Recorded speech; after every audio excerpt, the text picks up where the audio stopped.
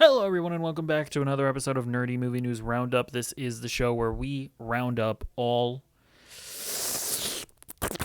and I do mean all of the latest news in the world of movies. We got stuff to talk about. You want to talk about A Quiet Place Part 3? I want to talk about A Quiet Place Part 3. John Krasinski's, he confirmed on Twitter. It says, here we go, Part 3. Looks like it started filming. I feel kind of, what's the word?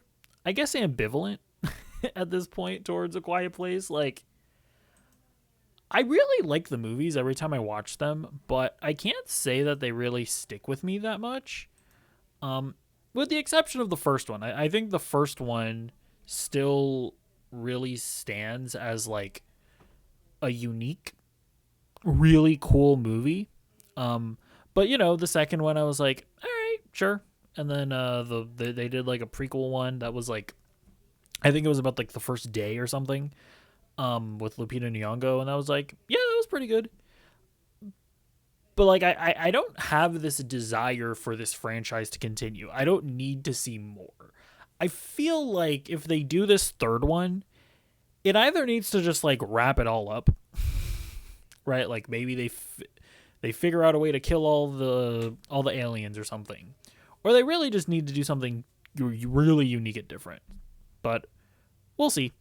I don't know, like, do they explore exactly what the aliens are? Are they intelligent in some way? Like, is there necessarily something that these aliens are seeking? I don't know. Like they need to do something weird and wacky with it to make it interesting. But they're making it against our will, so we'll see how that goes. All right.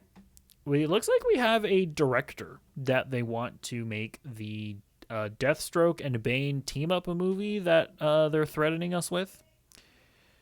So it comes from Deadline here. This is an exclusive.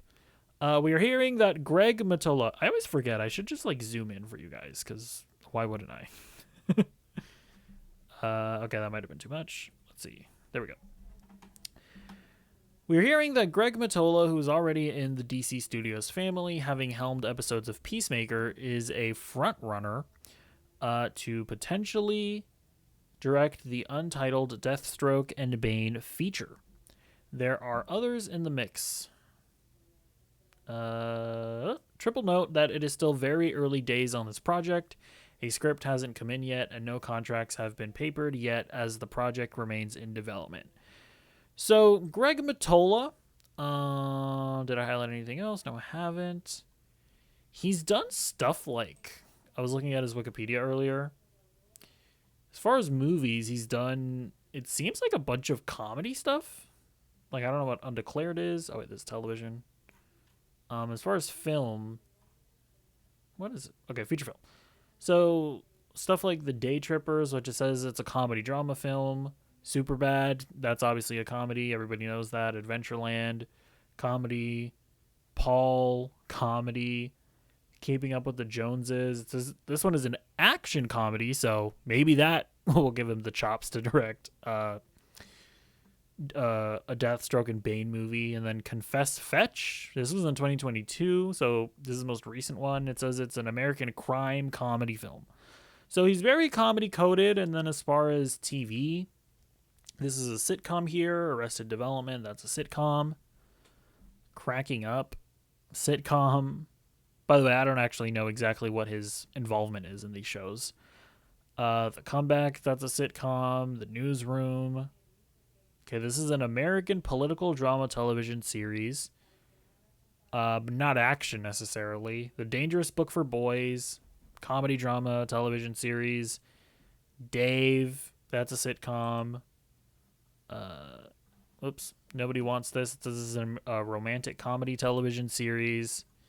And then he directed episodes of Peacemaker. I don't know if these are ones with like big action set pieces, but this is a guy that seems to not have a ton of experience that would indicate to me that he is the guy to direct, frankly, what I would envision a Bane and Deathstroke movie to be.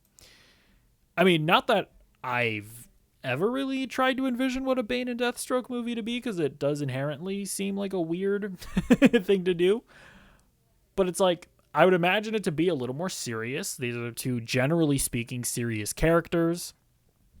I would imagine the really big bombastic action, right, where Bane is hulking out and throwing and flipping cars and stuff, and that we would want like really slick action with Deathstroke. And yeah, I just don't know that this is the guy. Now, this is an example that people always bring up.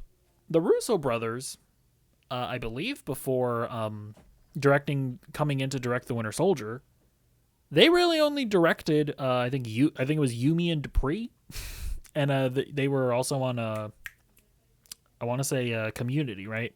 They were like involved in Community. So Kevin Feige just kind of picked those guys up, and they made The Winter Soldier, and they went on to do Civil War, Infinity War, and Endgame, and then a bunch of shitty Netflix movies. So yeah, maybe this is one of those guys. I guess the one thing that does make me a little nervous, right, is, people have the criticism of James Gunn's DCU is like, oh, they're making it too political. Now, to be fair, this year is kind of turning that, or at least it seems like it's going to turn that reputation on its head, because this year we are getting Supergirl, which feels like a Guardians movie. But we are also getting Clayface and Lanterns, right? Which Clayface and Lanterns do not feel like a James Gunn-y thing. Just getting this director to make the Bane and Deathstroke movie, that is kind of feeding the narrative of, oh, James Gunn is just making James Gunn-y movies, right? It's going to be a funny Bane and Deathstroke movie. But we don't actually know. Like, we definitely have to wait and see exactly how they execute it. But yeah, I can't say that this is a director that like makes me particularly excited. Or, I mean, look, he's obviously a good director, right? A lot of those projects are really good, but it's not the Bane and Deathstroke movie that I would envision. But maybe he'll make the Bane and Deathstroke movie that I envision. Maybe this is his Todd Phillips moment. Or maybe he'll make a decent, like a good, funny Bane and Deathstroke movie. We'll just have to wait and see how it ends up coming out. I mean, it's an interesting choice for sure. All right, next up. Matt Reeves is kind of, sort of, indicating that the Batman Part 2 is started filming. So he went on Twitter and he wrote out this tweet that says #snow tires with a bat. And, we have these pictures of the Batmobile in snow. I mean, people are kind of taking this and going, oh my gosh, they're doing Mr. Freeze because snow and Mr. Freeze is cold or something. Like, that does seem to be the logic that a lot of people have. Feel like I should clarify, this is absolutely not something that should indicate that he's doing Mr. Freeze. He could be, he could be setting the Batman Part 2 in winter, and it could be literally any villain. I should also mention that filming has not officially began. Apparently filming is going to begin in June. I was reading that on an article earlier. This is just a camera test. But it is the first sign of life that we have for this freaking movie that we've been wondering, like, where is it? It feels like for the past, 5 years? When did it come out? I think it came out in 2021. It's like, this movie took way too long to make. Whether it's because James Gunn has been figuring out what exactly he wants to do with Batman, whether it's because Matt Reeves is legitimately just a slow writer. Who knows? Not who cares, but it's here. It's finally here. I would like to fast forward to June. Actually, can we just fast forward to 2027 for when I can just watch this movie? I'm incredibly excited for it. Whether it is just its own thing or it continues to be its own thing as James Gunn keeps insisting, or whether it is being roped into the DCU, I just absolutely love this iteration of Batman and can't wait to see it. So, next story. Speaking of James Gunn, Superman has added Matthew Lillard to the cast. Much to the dismay of Quentin Tarantino, Matthew Lillard has been added to the cast. It says here, Matthew Lillard continues to build on what has already been a busy year. As sources tell Deadline, he is set to join the Superman sequel Man of Tomorrow from DC Studios. James Gunn is directing, producing, and penned the script, with David Corenswet back as the Man of Steel. DC Studios had no comment. It is unknown who Lillard will be playing in the movie. I also figured I should throw this in here. Deadline is clarifying this here. Adria Arjona is also on board to play Maxima. So, I don't know. Like, there have been a bunch of reports saying that Adria Arjona is playing Maxima. And there is a group of people on the internet that are, like, insistent, right? They're, like, not wanting to accept the idea of Adria Arjona not playing Wonder Woman in the DCU. And, I mean, look, I love Adria Arjona. I think she's genuinely fantastic. I think she's, like, one of, like, the it actresses right now that I love to see on screen. But, like, can we just, like, calm down for a second? There are hundreds of actresses that could play Wonder Woman, right? Like, Adria Arjona, as much as I love her, she's not, like, the only actress that can take on this role. So, look, do I think she's one of those actresses that could take on this role? Absolutely. Would it be fun if this whole Maxima thing was a ruse and a jape where, like, James Gunn cast her as Maxima and then, I don't know, it's, like, secretly going to be revealed that she's actually not, or that Maxima is actually Wonder Woman or something like that, whatever conspiracy theory people are having. Yeah, that would be fun. But if it ends up being the case that Adria Arjona is just Maxima and somebody else is playing Wonder Woman, I'm sure the somebody else will be fine. Like, I'm not sitting here needing Adria Arjona to play Maxima. Why did this conversation get totally taken over by this topic and when it was actually about Matthew Lillard? My bad, Matthew. I am overlooking you just like Quentin Tarantino, apparently. Yeah, no. I love Matthew Lillard. I think it's really cool that he's had kind of a resurgence. Like, you know, he was obviously in Scream 7 earlier this year. He was also in Daredevil Born Again Season 2. He was even, like, the villain in the last season of Alex Cross, or one of the villains. So I like Matthew Lillard a lot, and I'm sure he'll be good in Man of Tomorrow. I will say, though, I kind of hope he does something a little unique here. Like, not saying that he shouldn't play Matthew Lillard, but I kind of hope that he's a little bit more than just Matthew Lillard, like in Daredevil Born Again, where he was just this, like, government stooge. He was also just kind of like a shady billionaire in Alex Cross Season 2. He's obviously, like, a psychopath in Scream. Like, I feel like Matthew Lillard would be cool playing somebody like a reporter in the Daily Bugle. I feel like that would give him some fun stuff to do. Or I don't know. People have also been saying, like, Plastic Man. Maybe that could be fun. Like an older Plastic Man, I guess. We'll see. I don't know. I do hope we don't get Matthew Lillard fatigue, where he's just kind of playing the same character in every in every role. But we'll see. All right. Next up, Reacher receives an early Season 5 renewal. So, it says here, Prime Video has renewed its hit series Reacher for a fifth season ahead of its Season 4 premiere expected for later this year. The streamer touts the show's continued success and global appeal of the action-packed drama as the reason for the early renewal, which was announced Monday. Did I highlight anything else? No, I didn't. Yeah, Reacher is a show that I could watch like 10 seasons of. I feel like it is just like the ultimate comfort show of, I just want to see Alan Ritchson be a big guy that beats people up, that beats up bad guys. You know, it's a very simple conceit for a show, and it just totally works. Like, we're 4 seasons in, we're about to watch the 4th season, and I'm not sick of the show whatsoever. Like, they could absolutely keep on going. We'll see. They do have the potential, because I know they're doing a Neegly spin-off show. I will admit that is the point where I do a little bit of, I don't know. Like, don't get me wrong, I like the character of Neegly, but, like, do I need a spin-off show with her? Like, are you going to start stretching out this Reacher universe a little bit too much? Maybe. But as far as the Reacher mainline series, absolutely you should renew it and get to work on it before season 4 even comes out. All right. Last story of the day.